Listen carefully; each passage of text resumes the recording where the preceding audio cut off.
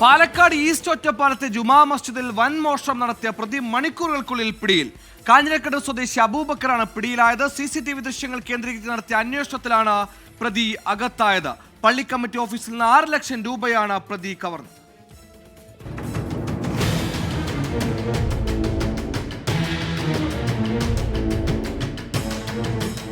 ഇന്ന് പുലർച്ചെയാണ് ഈസ്റ്റ് ഒറ്റപ്പാലം ജുമാ മസ്ജിദിൽ മോഷണം നടന്നത്. പള്ളിയോട് ചേർന്നുള്ള കമ്മിറ്റി മുറിയുടെ പൂട്ട് തകർത്താണ് മോഷ്ടാവ് അകത്ത് കയറിയത്.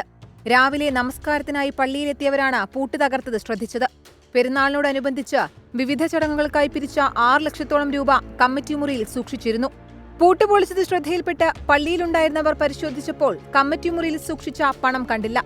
ഉടൻ തന്നെ ഒറ്റപ്പാലം പോലീസിനെ വിവരം അറിയിച്ചു. പള്ളിയുടെ പ്രധാന കവാടത്തിന് സമീപത്തുള്ള CCTV ക്യാമറയുടെ കണക്ഷൻ വിച്ഛേദിച്ച ശേഷമായിരുന്നു മോഷണം. എന്നാൽ വശങ്ങളിലുള്ള CCTV ദൃശ്യങ്ങളിൽ പ്രതി പതിഞ്ഞിരുന്നു.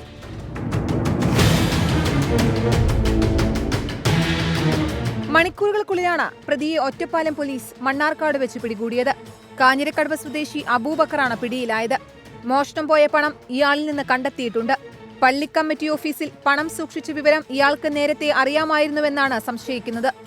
പള്ളിയുടെ കോമ്പൗണ്ടിലുള്ള പള്ളിയുടെ ഓഫീസിൽ സുമാർ 6 ലക്ഷം രൂപയോളം മോഷ്ടിക്കപ്പെടുകയും ആ മോഷണ വിവരം ഞങ്ങൾ ഒറ്റപ്പാലം പോലീസിൽ അറിയിക്കുകയും ചെയ്തതിൻ്റെ അടിസ്ഥാനത്തിൽ പോലീസ് നടത്തിയ പ്രകൃതിയായ അന്വേഷണത്തിൽ, ഒരു നിമിഷം പോലും കളയാതെ പോലീസ് നടത്തിയ അന്വേഷണത്തിൽ പ്രതിയെ ഇന്ന് തന്നെ പിടികൂടപ്പെട്ടു.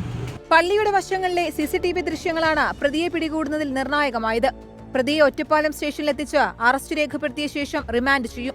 24 പാലക്കാട്.